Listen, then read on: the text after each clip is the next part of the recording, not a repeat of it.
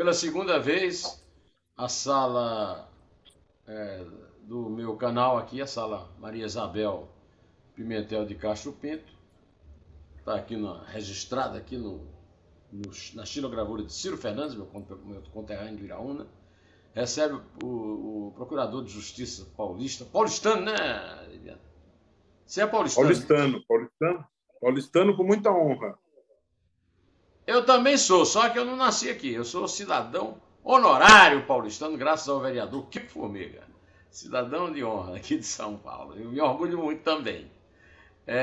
Roberto Liviano já é a segunda vez que ele vem aqui. Deveria vir até mais vezes, porque ele é um combatente contra a corrupção e eu também sou, né? Então, Roberto, continuamos na luta, né? Porque a gente pensou que ia ter combate por parte do governo, mudou o governo e o governo está num recuo absurdo, né? Em toda nessa questão do combate à corrupção, não é isso? Infelizmente, Neumann. Bom,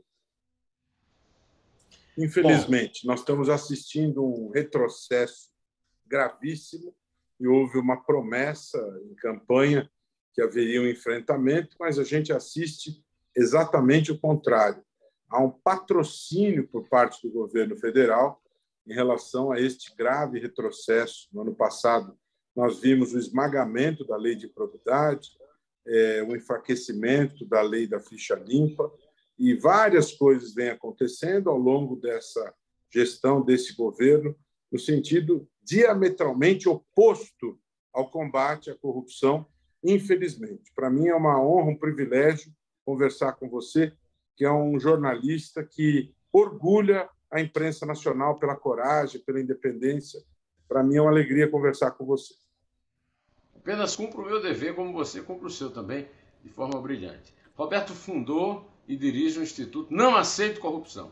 Eu não sou do instituto, não posso ser, porque eu sou jornalista e eu não sou imparcial não, viu, Roberto? Estou ao lado do povo, do cidadão. Eu sou independente. Não sou governo, não sou oposição, não sou esquerda, não sou direita. Agora, não sou imparcial. Tenho lado. O meu lado é o lado do povo, que é um lado também institucionalmente seu. A Constituição lhe dá essa honra de estar do lado do cidadão, certo? Exatamente. Esse é o nosso lado, defender a sociedade, defender o interesse público, né? E com muita honra. Né? Aliás, você sabe que agora, nesse início de abril, houve alguns colegas do Ministério Público por todo o país que se afastaram das funções para disputar eleições e muitos vieram me procurar, querendo me convencer a isso, mas eu não aderi a esse chamamento, continuo aqui, não me afasto do Ministério Público, continuo aqui à frente do Instituto Não Aceito Corrupção, continuo exercendo minhas funções no Ministério Público, em junho completo 30 anos, também no órgão especial do Colégio de Procuradores, para o qual fui eleito pelos meus pares, por um mandato de 2 anos, continuo firme aqui na minha jornada, na minha trincheira, da qual nunca me afastei. Roberto, você falou aí na lei da improbidade do ano passado. Foi exatamente quando a lei da improbidade foi distorcida, retorcida, houve um recuo lamentável que nós dois conversamos. Na época, você deu uma entrevista muito dura aqui a respeito dessa mudança. De lá para cá, as coisas pioraram, né, Roberto? Infelizmente, as coisas, Neumann, elas estão muito complicadas no Brasil em relação à corrupção. Eu não percebo um compromisso autêntico, verdadeiro, salvo raríssimas exceções. Há poucos parlamentares que, de fato, têm uma agenda parlamentar verdadeiramente voltada para isso. Recentemente, o gabinete compartilhado de Alessandro Vieira, Tabata Amaral e Felipe Rigoni apresentaram um pacote de medidas louvável, né, com 14 proposições anticorrupção. Aliás, me convidaram, me ouviram a respeito, e são proposições muito importantes na direção da transparência, do combate à corrupção, em relação a uma série de medidas muito importantes, e eu dei as minhas sugestões e ouvi. O Álvaro Dias é um outro parlamentar que tem uma postura muito firme, Lazier Martins, Regufe, há alguns parlamentares, Adriana Ventura, do Partido Novo, há alguns parlamentares que têm uma agenda firme, séria, dedicada a isso, né? Mas você vê nas votações que é exceção, infelizmente, Neumann, é exceção. Você veja o quórum de votação da lei de improbidade, aliás, da não-lei, né? Você percebe isso nitidamente, é o termômetro, né? Você teria assim de memória assim, quais são as principais linhas dessa união aí do Alessandro com a Tabata e outros parlamentares de vergonha na cara? Eu não entendi. Você me Não, pergunta quais são as principais reivindicações desse gabinete conjunto? Desse pacote? Desse pacote do gabinete conjunto. Caiu tua linha aí.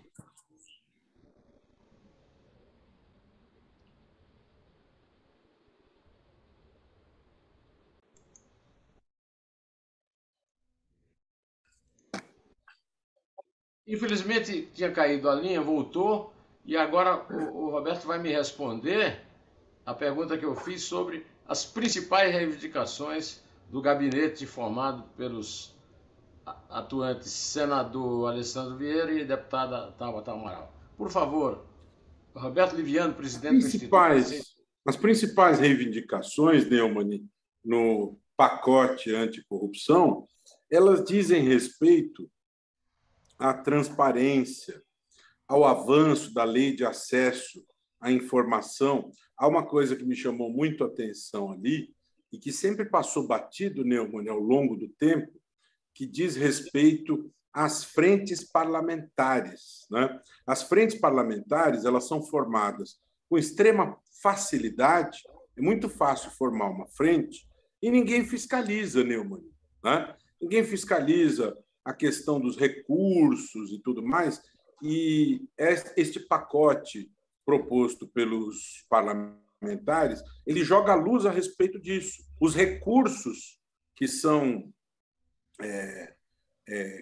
capitaneados aí pelas frentes parlamentares, para onde é que vão, como é que são geridos, ou seja, joga luz para aquilo que acontece, aquilo que as frentes parlamentares produzem, não é? Transparência em relação às atuações das frentes parlamentares. É meio que um buraco negro, não é? E muitas outras coisas, utilizando a ideia o recurso da tecnologia, né? Usando muito e enaltecendo muito a importância da transparência, né? Então, é um conjunto de proposições, a meu ver, extremamente relevante, extremamente importante, Neumann. Roberto, eu tenho buscado opiniões qualificadas que possam enriquecer o debate nacional, e uma delas é de Roberto Liviano. Há 2 semanas eu entrevistei o Carlos Aires Brito, que foi presidente do Supremo, e na última semana o Almir Pazianotto, o grande advogado que o Roberto conhece, e agora estou entrevistando o presidente do Instituto. Não aceito corrupção, como eu também não aceito. Meu interesse público é na polícia política, de que tanto Lula e Bolsonaro são acusados de fazer uso. Você poderia falar alguma coisa sobre isso ou você tem algum impedimento, digamos, institucional? Doutor Roberto Liviano. Veja, eu estou bastante preocupado com o cenário nacional político. Nós estamos entrando neste semestre que nos separa aí das escolhas políticas, não só para a presidência da República, mas também de governadores, senadores, deputados federais e deputados estaduais. E o que eu acho importante enaltecer, Neumann, é que é bastante triste nós observarmos que aquilo que as pesquisas mostram, E é bom a gente ter clareza que nem sempre as pesquisas acertam, né? Aliás, a minha última coluna, Espaço Aberto do Estadão, eu enalteço bastante isso, que na Prefeitura de São Paulo, na última pesquisa para a Prefeitura, o Russomano era primeiro colocado, terminou em quinto, né? Não estou dizendo que vai acontecer isso, mas é importante ter atenção com essa questão de pesquisa, porque não é líquido e certo que está nas pesquisas, né? Podemos ter surpresas. Muitas vezes as surpresas acontecem. Pode ser que não, mas pode ser que sim. De todo modo, hoje, o retrato das pesquisas mostra Lula e Bolsonaro, e isso é preocupante do ponto de vista do combate à corrupção, e nós estamos conversando a respeito disso, porque a trajetória de Lula e Bolsonaro, sob essa perspectiva, é bastante preocupante. Primeiro, diferentemente do que Lula afirma, não foi absolvido. Ele andou dizendo, aqui e fora do Brasil, que foi absolvido e não foi. As acusações dirigidas a ele tiveram anulação de processos e os processos recomeçaram. Ele continua sendo réu e respondendo por processos relacionados a isto. As provas estão nos processos, né? Portanto, existem suspeitas, existem acusações por práticas de crimes de corrupção que pesam contra Lula. Bolsonaro, por outro lado, prometeu em campanha que seria um lutador implacável contra a corrupção. E a prática, infelizmente, tem sido diametralmente oposta. Ele apresentou uma medida provisória 966, blindando corruptos por atos de corrupção durante a pandemia. Quer dizer, fez exatamente o contrário. O líder do governo na Câmara, o senhor Ricardo Barros, defende enfaticamente o nepotismo como política pública. Quer dizer, é um exemplo da atitude deste governo. A CPI da pandemia mostrou que vacinas em que propina não estivesse incluída eram sabotadas, né?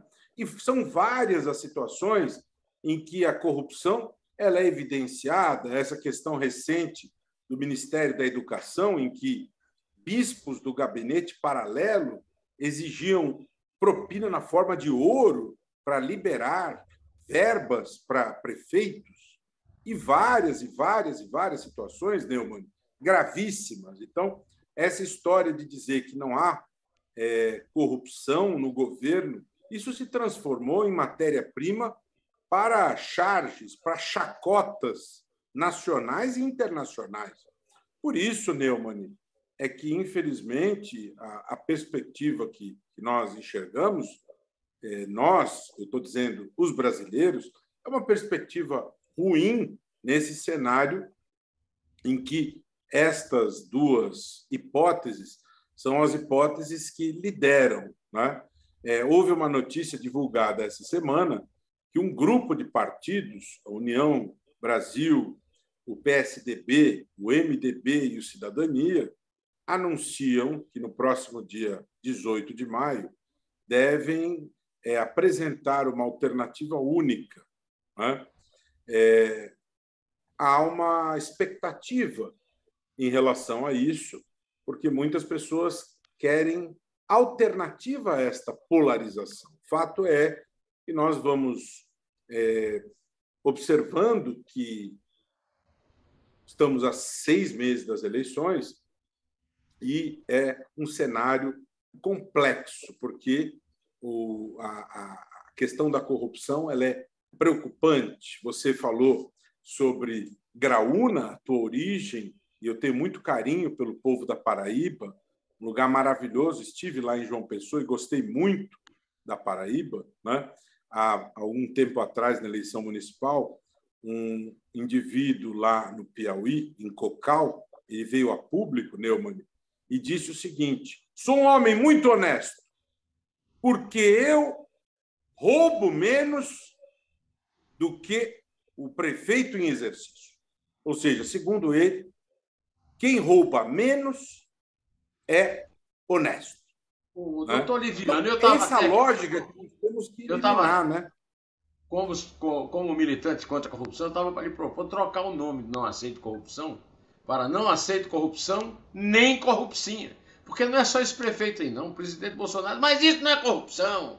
Tanto 5 mil reais não é corrupção. Existe corrupcinha, quer dizer, o mensalão e a rachadinha. O mensalão e a rachadinha. Existe corrupção e corrupcinha ou é tudo corrupção, doutor Roberto Liviano?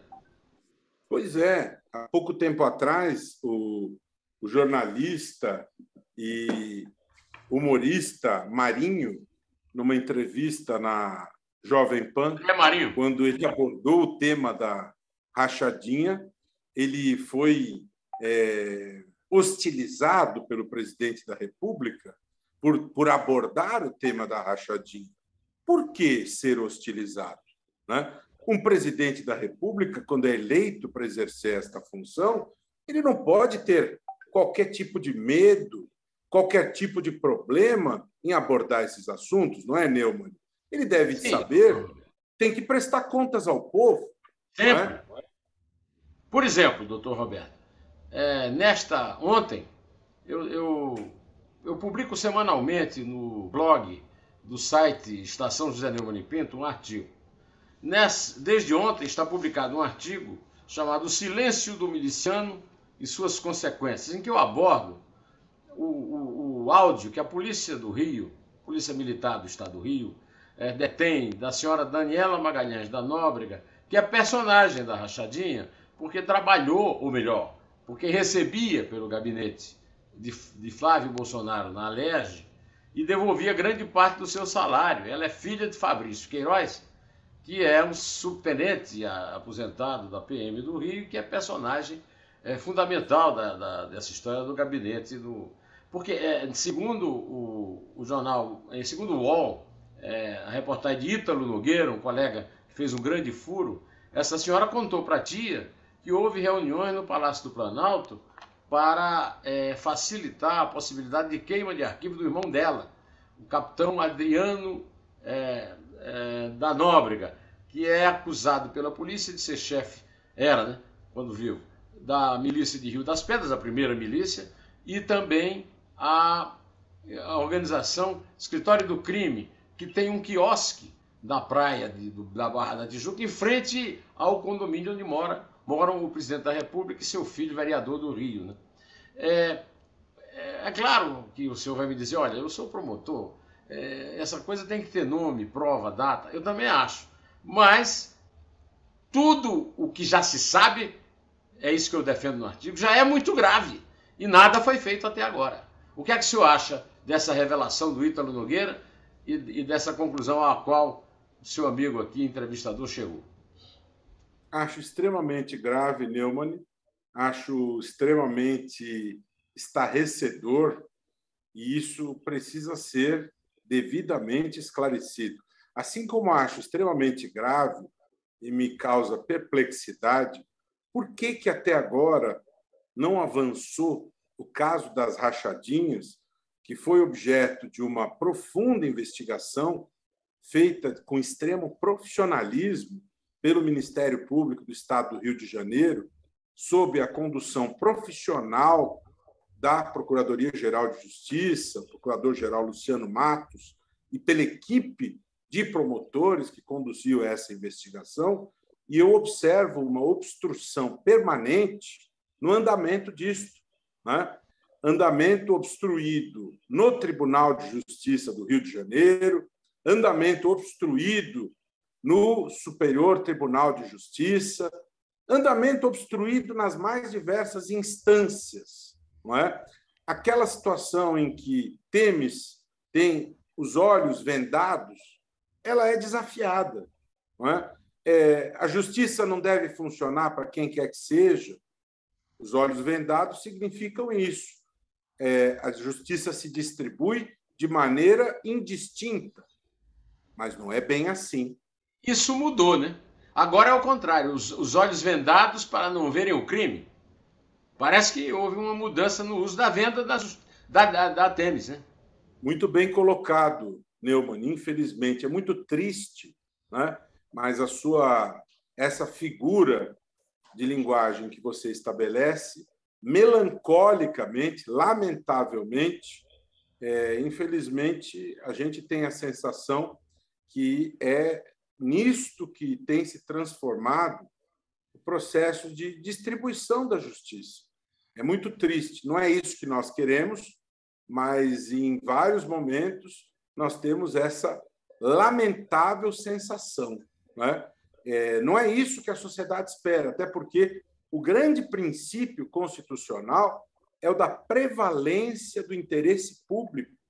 Ele é que deve ser o princípio maior a guiar a distribuição da justiça, não é? Pouco importa que o acusado seja o senador Flávio Bolsonaro, né? A justiça deve prevalecer, doa quem doer, e aquilo que consta nessa investigação é muito forte, é muito significativo, é devastador.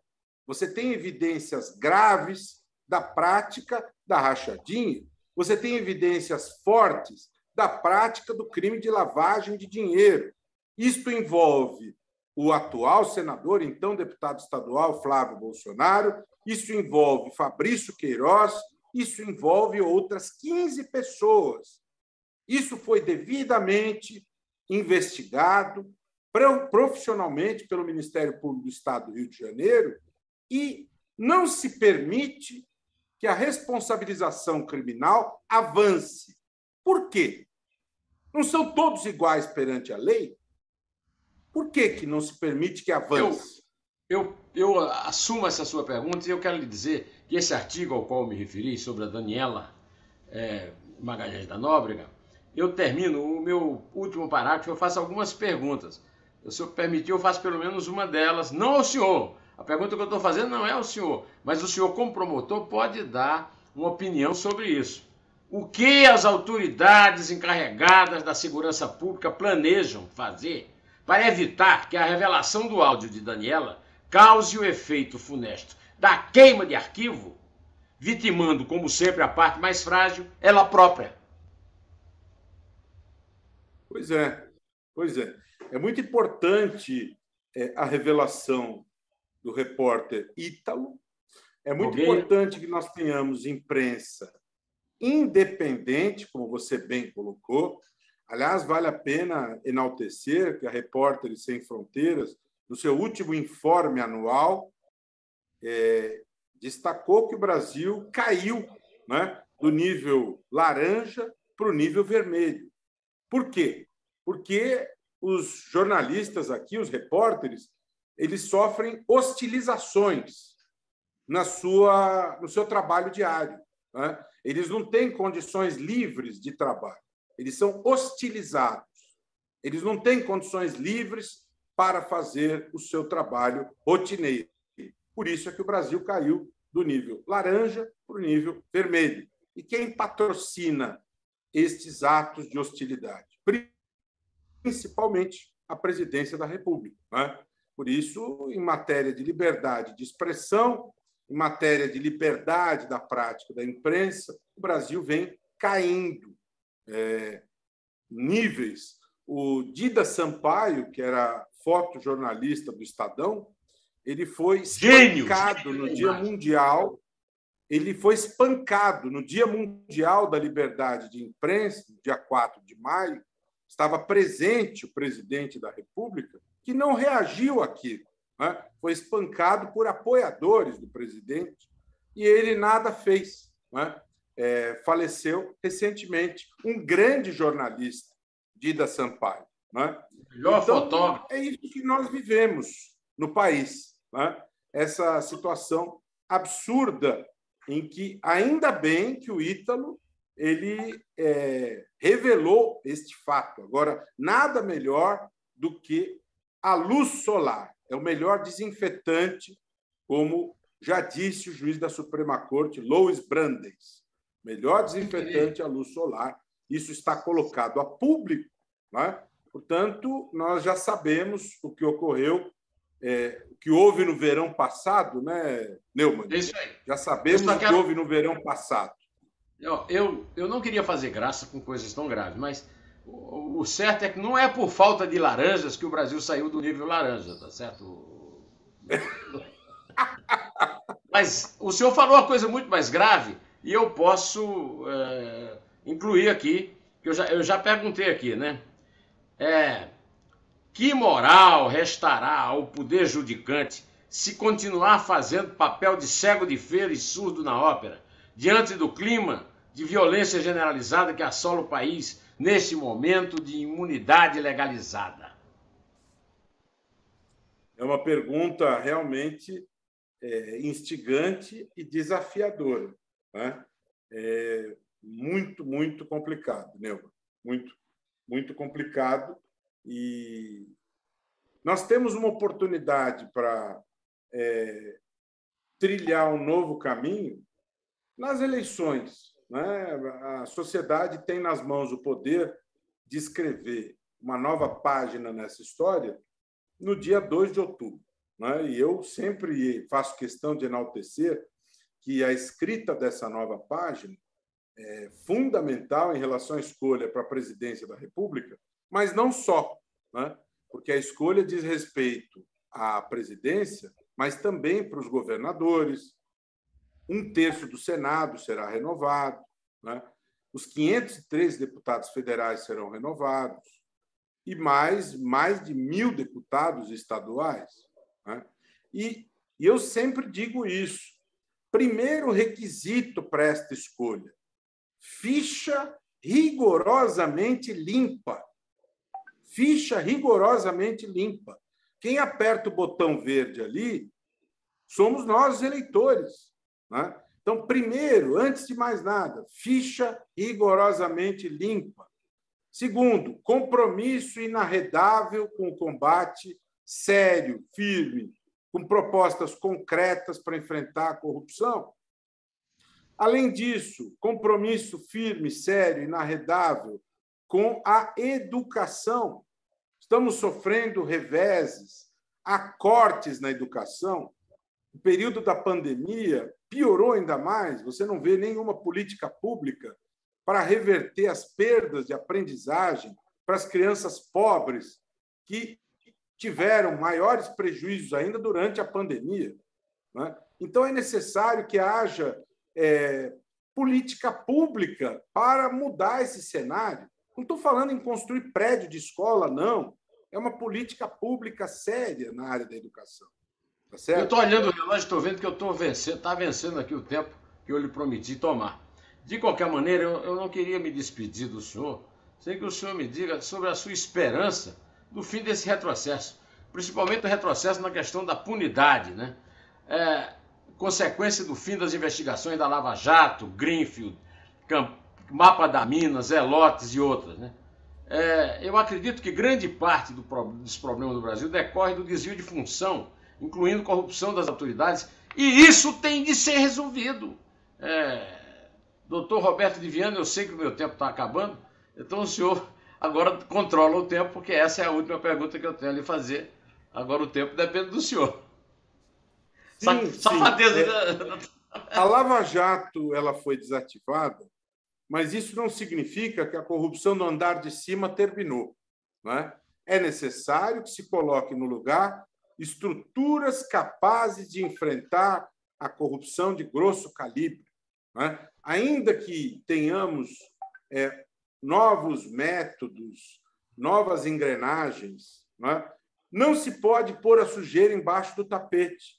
E quando você pensa em enfrentar essa corrupção de grosso calibre, não há fórmula mágica. Você tem que designar procuradores dedicados a cuidar desses casos complexos. Não adianta você colocar no varejo, misturar com coisas miúdas e jogar lá no varejo. Não, você tem que colocar gente designada, dedicada, com imersão nesses casos complicados. Ou você designa essas pessoas para cuidarem desses casos, ou senão você não vai ter bons resultados, né?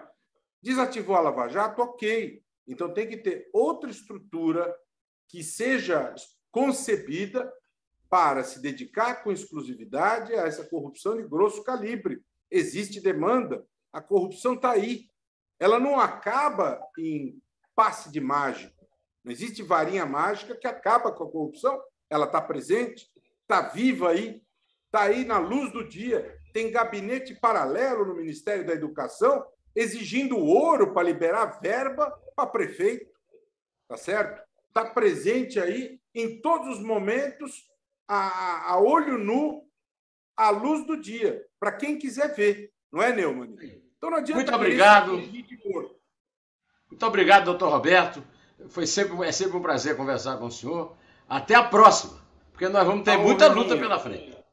Muita luta, e convido o público tão qualificado que te segue para me seguir no Instagram, Roberto Livianu Oficial. Forte abraço.